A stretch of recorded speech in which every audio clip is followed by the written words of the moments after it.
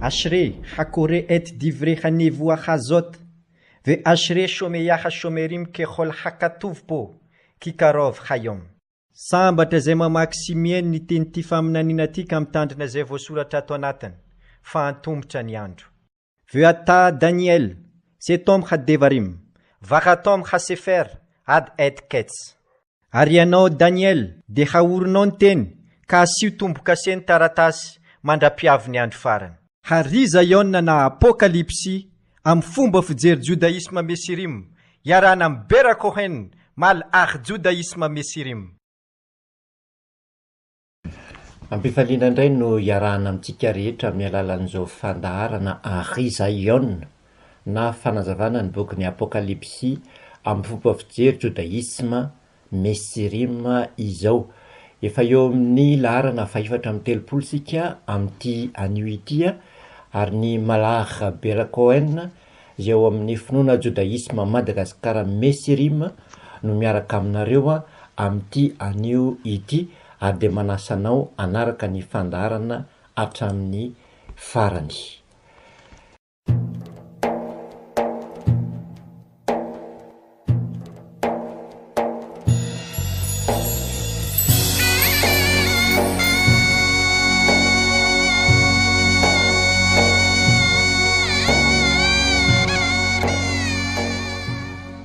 Eo amin'ny tapany voalohany amin'ny fandaharana dia iresahantsika ny momba ny fahendrena judaisma. Efa eo amin'ny fahendrena judaisma laharana fahaefatra ambin'ny folontsika amin'ity anio ity. Ny fahendrena judaisma resahantsika amin'ity anio ity dia izay voalaza ao amin'ny bokin'ny Mishlei toko fahasivy andininy faharoa folo, obolana toko fahasivy andininy faharoa folo. Zao no vaky ny teny amin'ny teny hebreo. Im rohamta lach ve latsta levadcha tisa. Im rohamta lach ve latsta levadcha tisa. Raha adikatsika izay fahendrena judaisma zay de toy izao no heviny. Raha endry ianao de endry ho an'ny tenanao ihany. Fa raha maniratsira kosa ianao de ianao rery ihany no izaka izany. Raha endry ianao de endry ho an'ny tenanao ihany, fa raha maniratsira kosa ianao de ianao rery ihany no izakan'izany. Araka ny fahendrena judaisma de misy tsirony eo amin'ny fiainana ny fahendrena. Tahaka zany ihany koa nefa misy tsirony ihany koa ny fahadalàna. Saingy ny tsy itovizan'ireo tsirony anankiroa de izao. Matsiro eo am-panatanterahana ny fahadalàna fa mafaitra kosa ny vokany rehefa avy eo. Ny fahendrena kosa nefa matetika de misy tsirony tsy laitra atelina.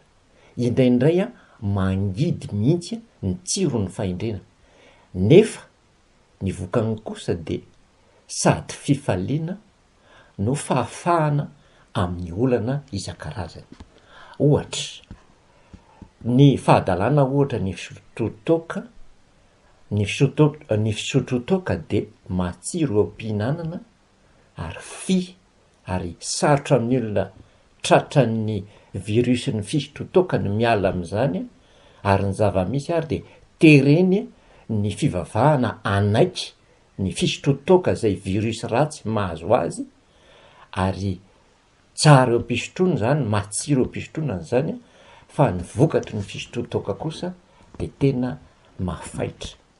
Tokantrano tsy milamina, tokantrano mikorotana, vady mijaly ary ny mpisotro toaka de matetika tsy mahatana, tsy ambaratelo amin'ny fiainany ka amin'ny alalan'ny fisotro toaka, amin'ny alalan'ny famahanana toaka no hangaronan'ny olona ny vavany. Ary tena mampalahelo de hoe misy zava-tsarobidy eo amin'ny fiainany vidin'ny olona akafetsena amin'ny alalan'ny toka fotsiny ihany de azony olona zany zava-tsarobidy zany. Matsiro ho an'ny mpisotro toka ny toka fa ny vokatr'izay kosa de mangidy. Efa resakitsika matetika entiny hoe ny vava amin'ny teniteny foana de fahadalàna. Nasehontsika fa ny lehilahy adala de tsy mahafehy ny vavany. Ny adala rehefa miteniteny foana amin'ny adalàny de mahita tsirony amin'izany fitenitenenam-poana izany. Eo mpivazavazana sy miteniteny foana sy manoratsoram-poana izy de mahita tsirony. Fa rehefa afaka ny fony ka tonotony ny sainy de tsapany ihany ny adalàny, indrindra rehefa hitany fa hifototra any aminy ny vokatry ny vava amin'ny fahadalàna izay ataony. Na tsiro ny nanao an'ilay vava, na tsiro nandefa vava ratsy, fa ny mizaka ny vokan-drosa mafaitra de mafaitra. Rehefa ny olona no mahazo tsiro ny amin'ny fanaovana vavabe de adala izy zay, ary na hoela na hoaingana ny vavan'ny faharatsiana ny fahadalàna ataony de tsy maintsy ozakainy foana. Na tsy am'izao fiainana zao aza no andraisany an'izany valiny zany de tsy maintsy ho raisiny foana ny valin'izay amin'ny fiainana ho avy. Zany no atao hoe fahendrena judaisma. Ny fanaovana tsinitsinina ny iraka Elohim sy ny mpiasan'ny Elohim, ny fanaovana tsinitsinina ny ray aman-dreny, ny fanaovana tsinitsinina ny mpanapaka eo amin'ny firenena de heverin'ny fahendrena judaisma fa fahadalàna. Ilana fahendrena ny fifandraisana sy ny fitenenana amin'ny olona tokony ho ajaina toy ireny zay nitendreniny Sefarima mihitsy fa tokony omena fanajana. Azo atao tsara ny mananatra sy manoro-hevitra ny kanrazan'olona ohatr'ireny, nefa amin'ny fahendrena sy amin'ny fanajana tanteraka. Tsy asan'olona adala ny fananarana na fanoronana fitarihan-dalana ny olona ohatran'ireny. Ny fanaratsiana ireo olona ireo de fahadalàna ka matsiro ho an'izay manao izany, nefa de izy ihany no izakany izany faniratsirana ataony izany. Raha amin'ny fahendrena kosa no ifandraisana amin'ireo olona ireo de sady fankasitrahana no fitahiana avy amin'ny Elohim no vokatr'izany. Izany no fahendrena judaisma araka ny Sefarima. Zay indray fahendrena judaisma amin'ity anio ity.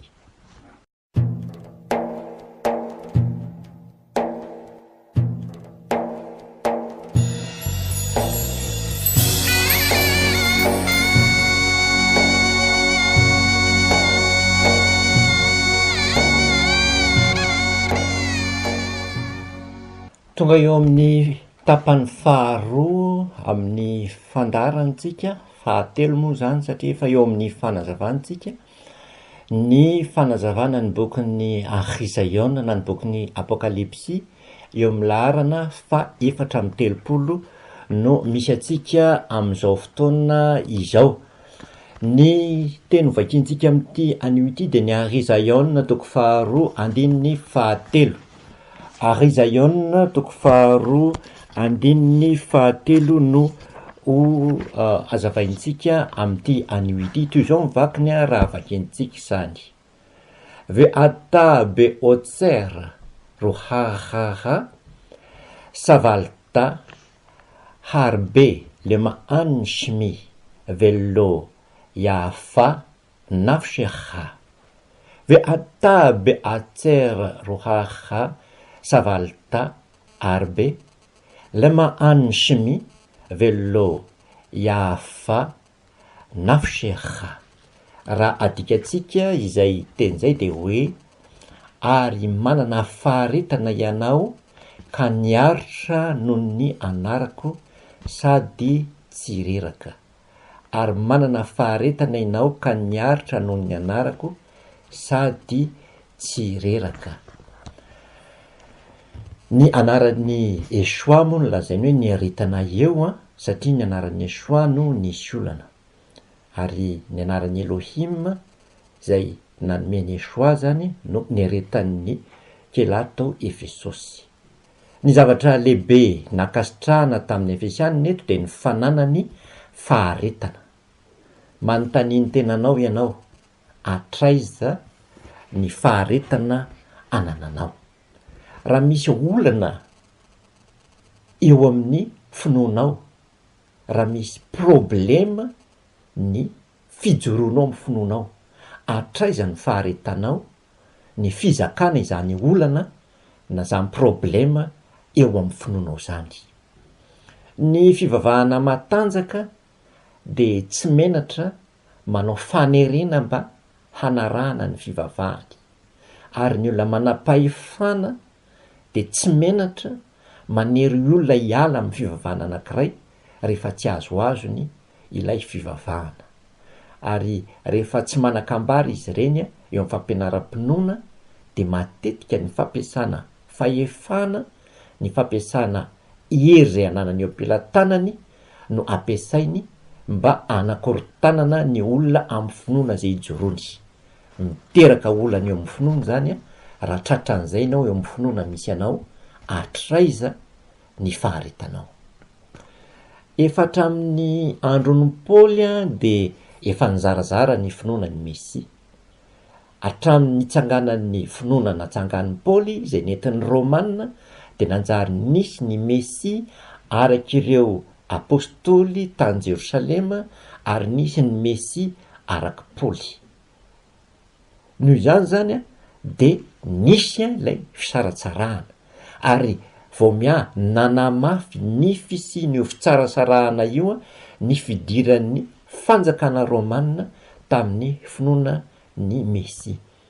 Ny nampiavaka ny Efesianina na ny kelaty tany Efesosy de ny fanoerany ny fanjakana Romanina sy ny fitaky Paoly tamin'ireny finoana vaovao nentin'ireny, zany hoe ny fikitra tany Mesia araka ny lalàna sy ny mpaminany ary ny salama izy ireo.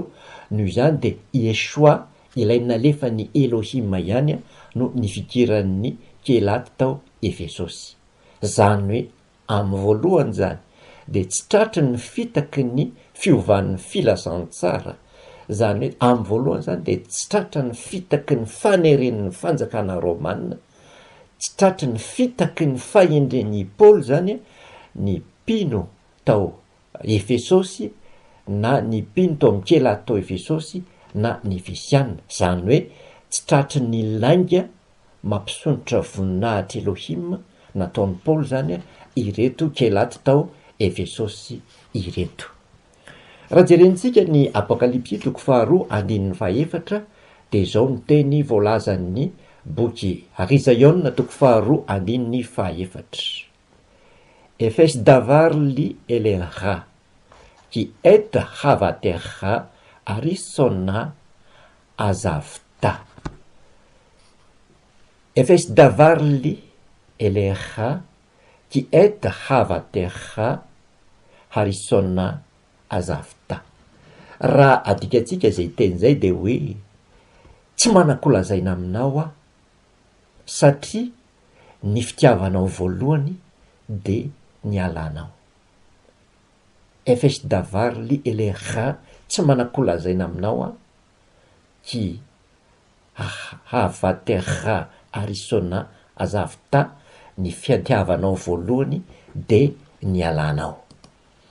Matetika eo amin'ny fanarahana ny Elohim de ahitana tranga ohatr'izao. Betsaka ny olona no bakion'ny fanantenan-javatra rehefa manaraka ny Elohim. Manantena izy fa izy tompontsoa manokana ara-nofo ho azy ny fanarahany any Elohim. Ireo tompontsoa manokana ireo de faritany zavatra anaky telo amin'ny ankapobeny. Voalohany ny voninahitra, ny faharoa ny harena na ny vola, ary ny fahatelo ny fahefana na ny pouvoir. matetika de ireo zavatra reo no mahatonga ny olona anaraka ny Elohim. Aorinan'ny faharetana, ny aretany mba azahoany an'ireo zavatra reo de tsy zakan'ny olombelona raha tsy azony ireo zavatra telo nantenainy ireo na farafaharatsiny azony ny anankiray am'ireo. Raha ohatra zany tsy azon'ireo, raha misy zany fahatso-panantenana, ohatra avy amin'ny mpitondra fivavahana na avy amin'ny tsy fahazahoana voninahitra na ny tsy fahazahoana arena na tsy fahazahoana vola na miseho ny tsy fahazahoana fahefana zay nantenainy ka nidirany tao amin'ilay fivavahana, de izay no miteraka ny fiovan'ny fitiavana. Ilay fitiavana niredareda tamin'ny voalohany izay nahatonga faharetana, izay nisedra zavatra sarotra isan-karazany de nanjary nangatsiaka ary manjary tsy tahaka ny tamin'ny voalohany intsony fa niova. Ny fanantenan-javatra tsy tanteraka no tena miteraka ny fiovan'ny fitiavana. Ary teo amin'ny Efesianina de io zavatra io no olana nahatonga fiovan'ny fitiavana any Elohim sy ny fitiavana any Yeshua teo amin'rareo ka nahatonga io fanakianana hitantsika eo amin'ny bokany Isaïa io.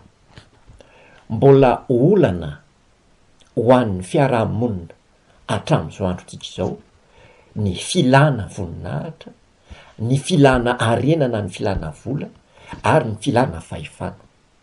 Raha jerena ny ankabeazan'ny olana mpitranga de saika avy am'ireo avokoa ka tokony akana lesona ty afatra ho an'ny kelatiny Efesosy na ho an'ny Efesianina ity. Aradiniana tokoa ny ankabeazan'ny olona miala amin'ny fiangonana anankiray de ny fahatso-panantenana, ary le fahatso-panantenana de tsy inona fa ny fahatso-panantenana tamin'ny tsy nahazoana arena, tsy nahazoana vola, tsy nahazoana voninahitra, tsy nahazoana fahefana, ary mety fanampin'izay de mety hoe tonga tao amin'ny fiangonana anankiray satria le fiangonana miteny hoe makanesa anao ty de ho sitrana, ary efa tsy sitrana izy de miala tao fa findra any amin'ny fiangonana hafa. Ny fahatso-panantenana zany miteraka fiovan'ny fitiavana. Ny Isaïa toko 2:5 na ny Apokalipsy toko 2:5 de ahitantsika teny ohatr'izao: Zahagna efô miaina nafalta sova ilay va ase kamaseha arisona va imlo tove velo tasov avo eleha ve hadafty menohateha mimatsava.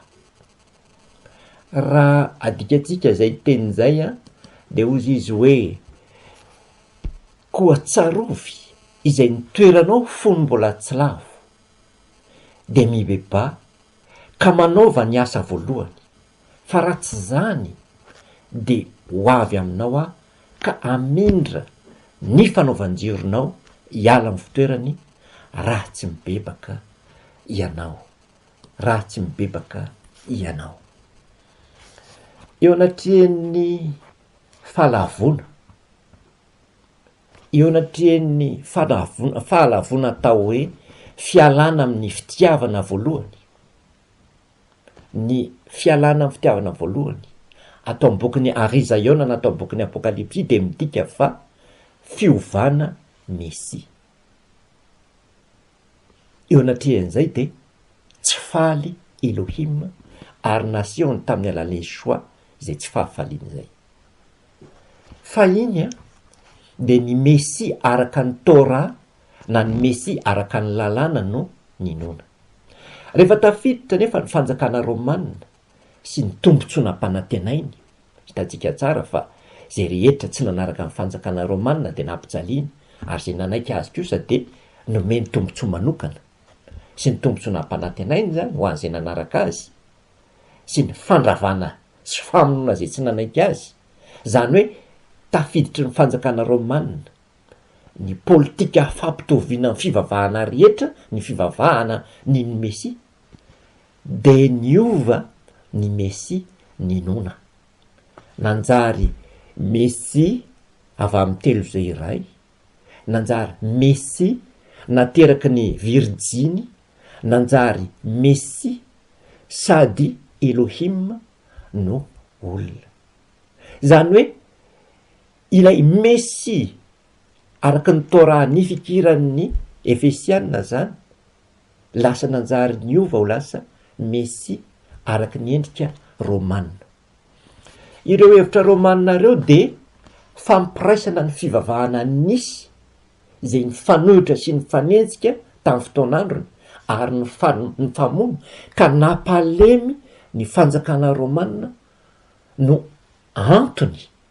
nandaminan'ny romanina ka nanomezany an'ireo hevitra romanina vaovao reo tao ny fivavahana romanina tao ny fivavahana grika tao ny fivavahana judaisme traditionnely tao ny fivavahana judaisme mesirima tao reo fivavahana avy any amin'ny firenena hafa zay ny zanahan'ny fanjakana romanina reo rehetrarehetra reo de napahalemin'ny fanjakana romanina ary reo rehetrarehetra reo nezahany fanjakana romanina natambatra ho anankiray ho an'ny rehetra azay fitambarany ho an'ray ho an'ny rehetra zay no niteraka n'ilay finoana mesia vaovao araky ny hevitry ny fanjakana romanina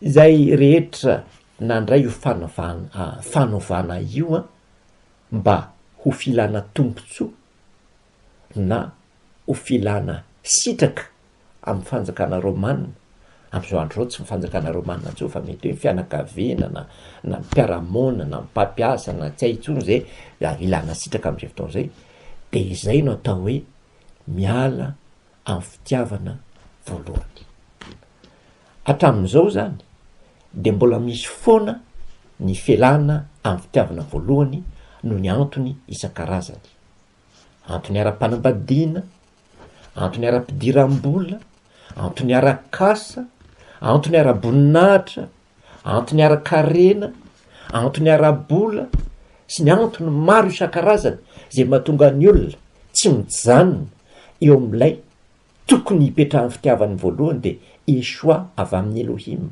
zay nalefany araky ny Torah fa kosa nifindra amin'ilay mesia araky ny hevitry ny fanjakana romanina fampiraisana ny fivavahana rehetra satanareo teo tsy matory fa mampiasa zay rehetra azo ny ampiasaina izy hanongotana amin'ny olona ny finoana tokony amonjena azy ary tsy mahagaga zany satria manangona ny olona ho very ihany ko satana ary tadiavo satana mihitsy ny anongotana n'ilay finoana ny fitiavana voalohany ary fantatsika mivokatr'izay fa feno atoko-pivavahana miala amin'ilay mesia voalohany miala amin'ilay mesia araky ny lalàna sy mimpaminany eran'izao tontolo zao mba ialana amin'ilay fitiavana voalohany teo amin'ny Efesianina fa ifindrana amin'ny zavatra vaovao vokatry ny fahatsopana tenana fampitandremana no apetrakytsika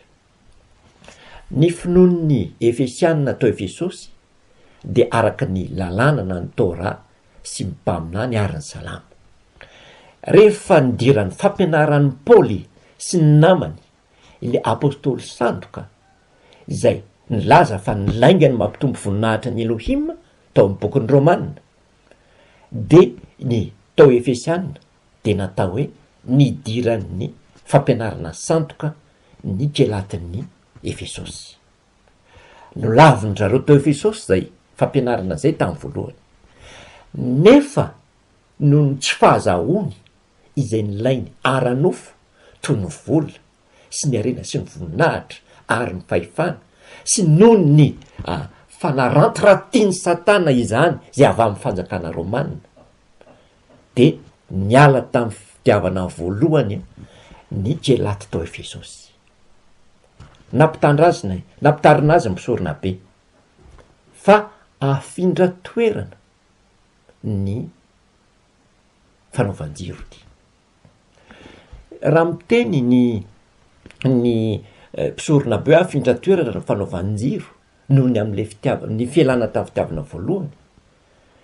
Zany hoe midikany hoe hamindra ny fanivan-jironao hiala amin'ny toerany a de midika ratsy, satria ny dikan'izay de hoe hamoaka ny fanivan-jironao any ivelan'ny tabernakily a.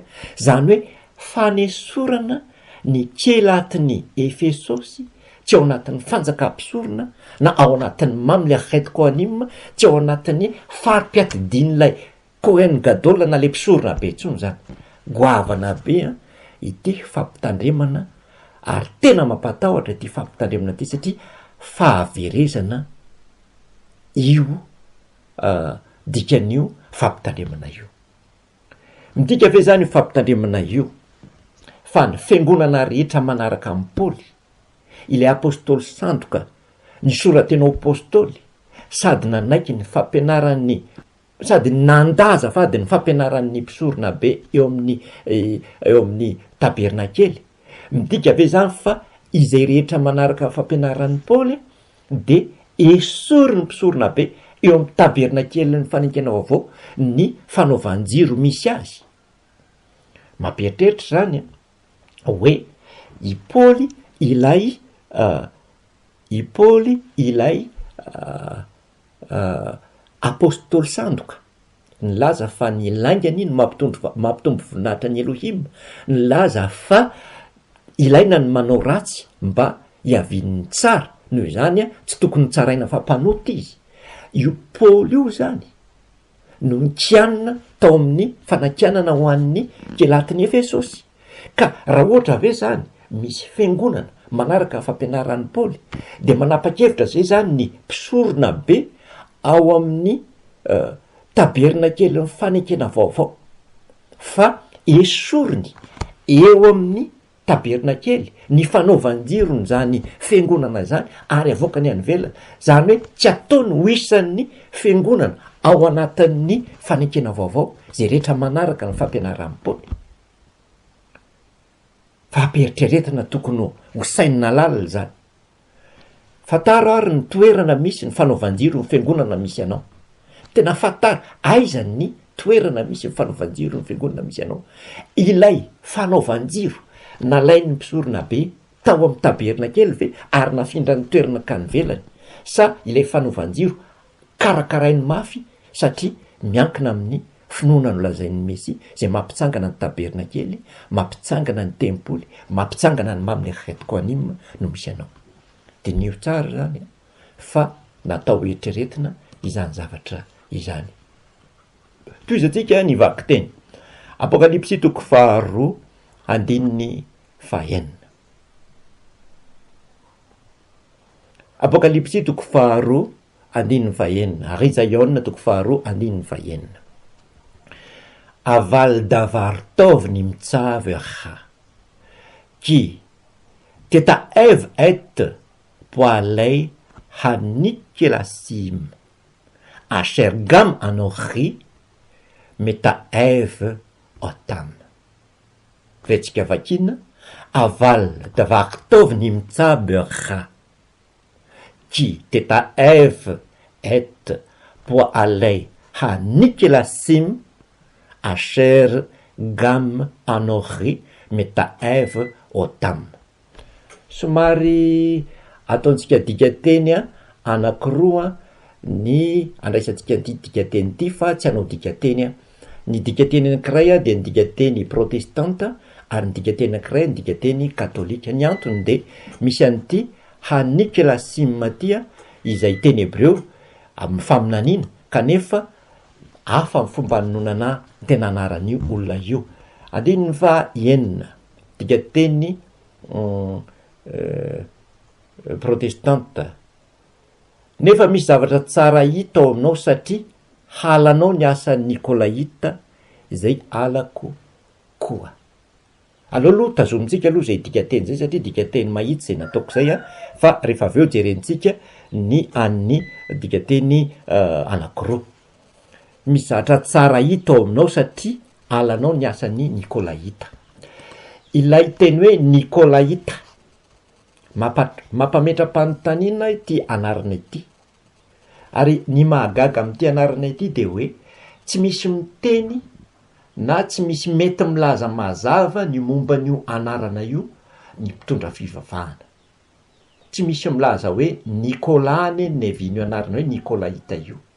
Ary ny fanontaniana hoe iza moa i Nicolas de tsy misy mety mamaly. Ny mpanazava amin'ny boky ny Apokalipsy de manarona an'izany anarana hoe Nicolas zany avokoa.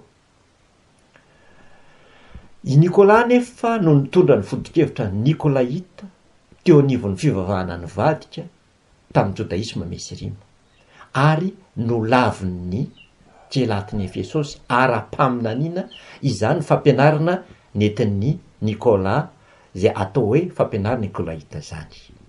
Rehefa tena jerena nefa ny tantara de manana Nicolas anankiroa sika eo amin'ny tantara.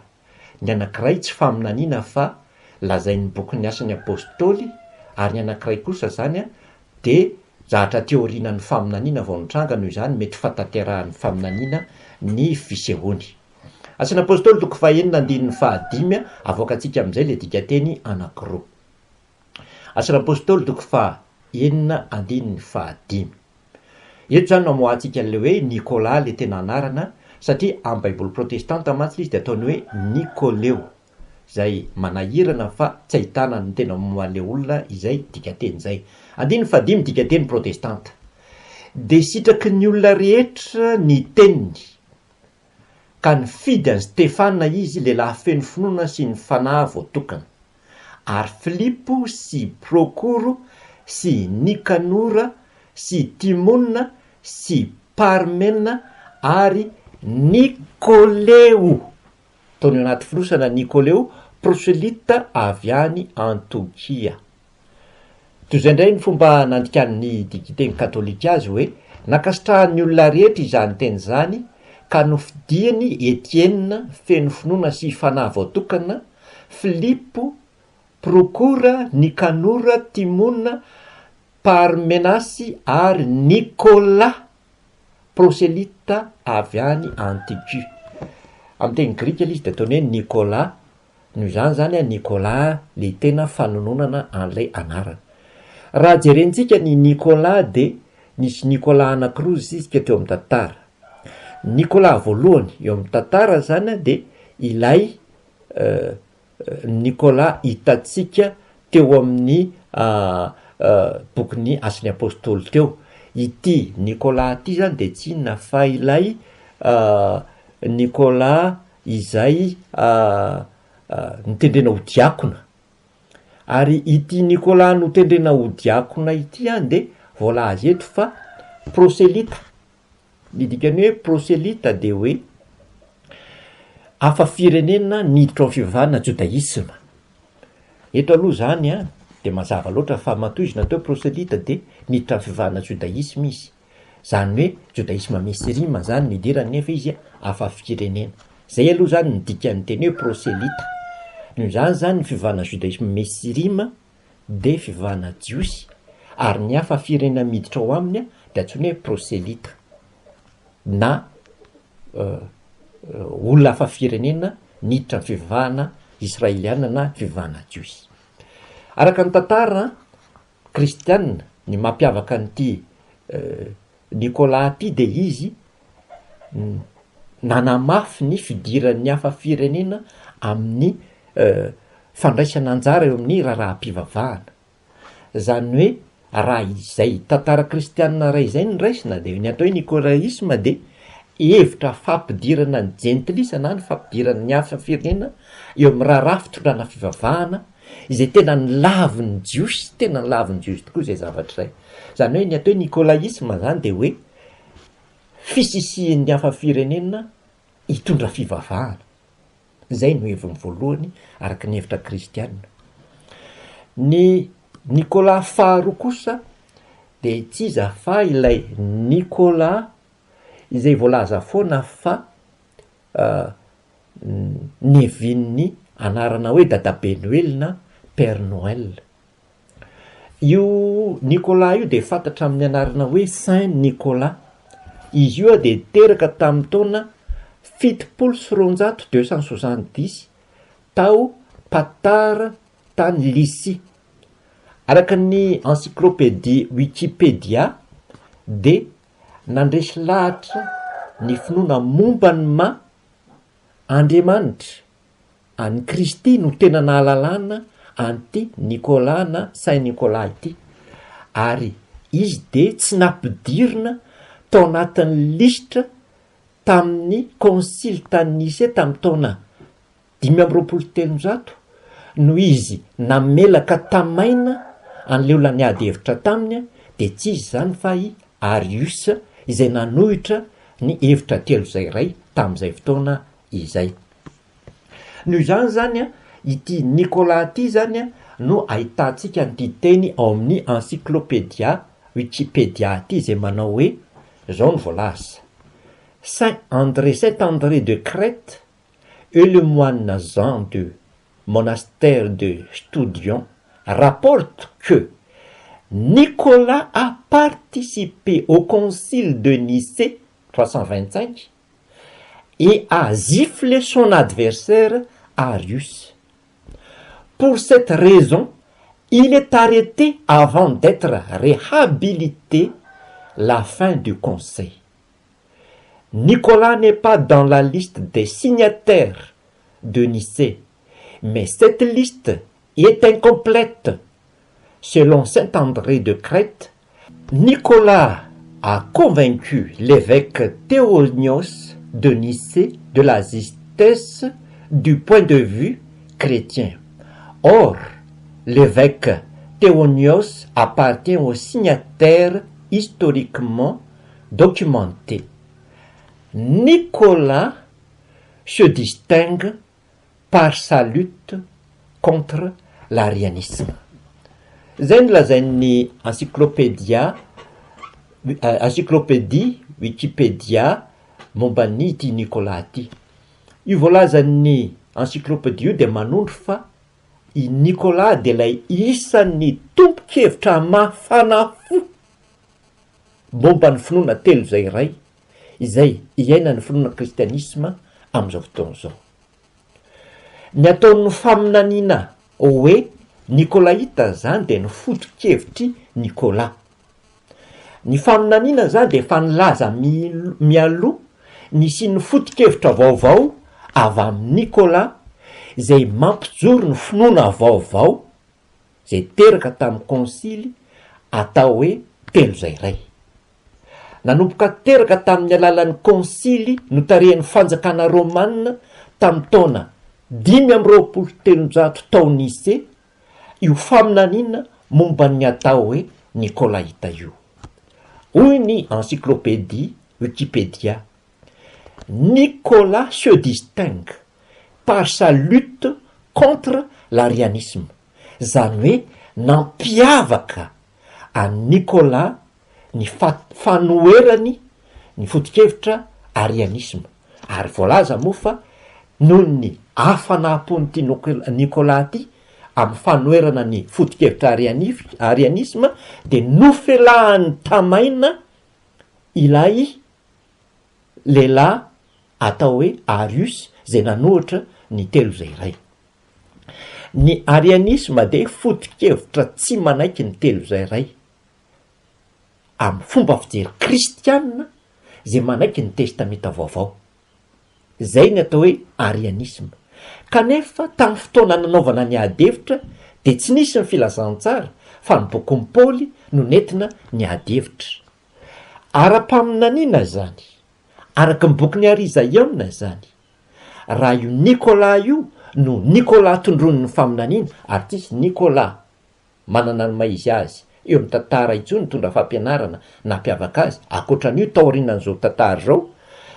Ara-paminaniana zany de lavy ny Elohim amin'ny alalan'ny Yeshua, ny fampianarana Nicolaïta zany hoe ny telo zay ray zay hita amin'ny filazantsara ankehitriny, satria efa misy faminaniana mialoha nisehoan'io hevitra Nicolaïta io zay manomana ny fisehoany, ary zay foto-kevitra milaza fa Andriamanitra Jesosy ao amin'ny telo zay ray zay de atao hoe foto-kevitra Nicolaïta. Ny nampiavaka ny kelahy Efesosy de ny fandavany an'io foto-kevitra Nicolaïta io. Ny tontolo judaisme mesirima zany de lasibatry ny fodi-kevitra kristianina mandrakariva ary zay no nampitonga ny finoana tao ikelatiny Efesosy niala tamin'ny fitiavana voalohany, zany hoe lasa nanjary ny findra am'le hevitra Nikolaita. Izao androtsika izao izay fanalana sarona ny boky ny Apokalipsy vao miseho ho hita maso, vao miseho miariary ireo tetika rehetra nataon'ny fanjakana Romanina fahiny ireny. Ary zay no mahatonga antsika miteny hoe izay manatsofina aoka izy iaino zay lazain'ny fanahy amin'ny keilahy. Zay raha jerena amin'ny fomba maimaika ny afatra faminaniana ho an'ny keilahy tao Efesosy. Efa tsy misy tsony keilahy any Efesosy amin'izao fotoana izao. Fa ny afatra ara-paminina nomena azy kosa dia mbola azontsika andraisana lesona ihany satria nampahafantatra antsika nzahatra tiana sy tsy tiany Elohim amin'ny alalan'ny tenin'ny Yesoa ireny afatra ireny. Ary fantatsika zao fa ny atao hoe fampianarana Nikolaita dia ny telo izay iray ny hoe Andriamanitra Jesosy. Hiditra amin'ny firesahana ny afatra ho an'ny keilahy manaraka isika amin'ny fandarana manaraka dia ny keilahy ao Smirna izany. Ahita zava-baovao tsy ampozintsika amin'io fandarana manaraka io satria ao amin'ity ny iresahana momba ny atao hoe jiosy sandoka. Mametraka veloma finaritra Leitra haute la reine.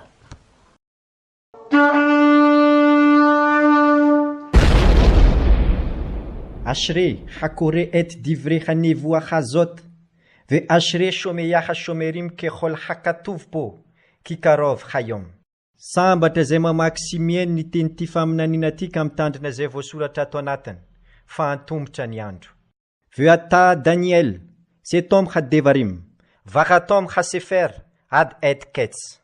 Ary ianao Daniel de haorinao ny teny ka asio tomboka seny taratasy mandrapiavy ny andro farany.